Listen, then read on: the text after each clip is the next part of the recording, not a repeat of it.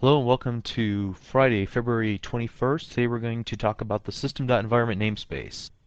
This namespace has a bunch of methods and properties that deal with the environment that our application is currently running under, not only machine information but also the folders, like where the desktop is, where a individual's application data, their program files, folder, and so on, and also any command line information. So we just got a basic WinForm application with the Start button. Behind the Start button, what we've done is added a bunch of code to exhibit most of the features of the system.environment namespace. For example, first of all, we're going to pull off the command line.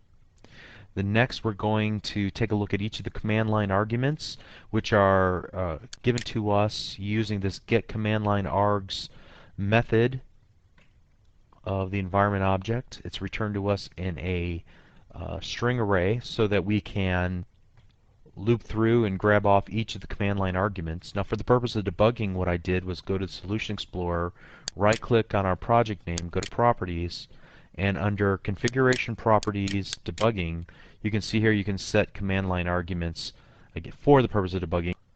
Obviously when you deploy the application, you'll want to make some note to your users on how to utilize the command line arguments within your application.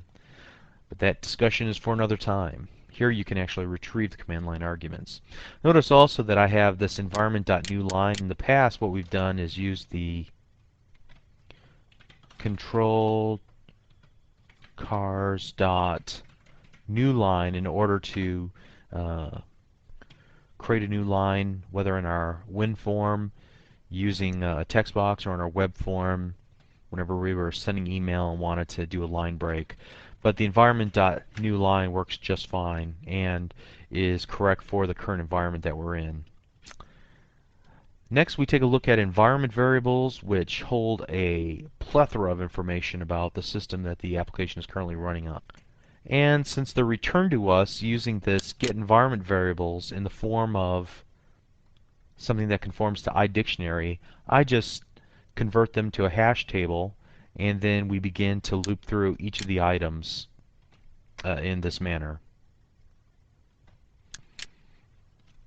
And we'll see the printout of that in just a moment.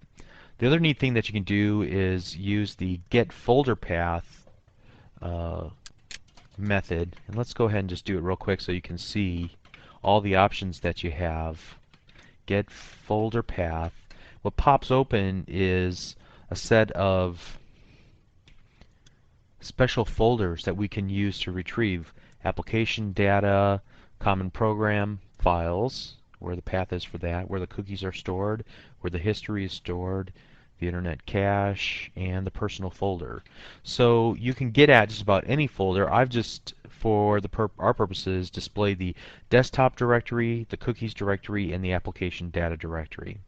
Now, you may never think you have a need for this, but I assure you, if you're especially deploying a WinForms application, and if you combine this with the trace listener from Monday's tip, you can diagnose the problems on a remote machine pretty easily and get every piece of information about that machine printed off into a text file that can be uploaded, and then you can analyze it. Your customer support people can analyze it. Very cool.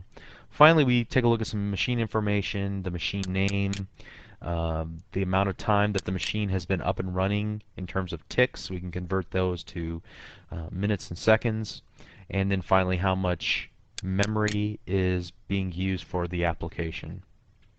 So without further ado, I'm going to click Run and take a look on my machine how these values turn up. Yours will obviously be different. We can see we have the command line, which gives us this information, the entire command line. As far as the arguments are concerned, you get the very first one is the name of the executable, and the second one is the actual argument that we typed in. Then we move on to the environment variable section. You can see system drive, user profile, include, the path statement, logon server, processor revision, program files, number of processors, all kinds of information in the environment variables, home drive, computer name, processor level, OS, system root, and so on. And we just go on and on and on with environment variables that we can get access to. And then finally, we're able to look at the desktop directory, the cookies directory, and the app data directory. and the machine name, how long the application's been running in ticks, and how much memory is available to our process.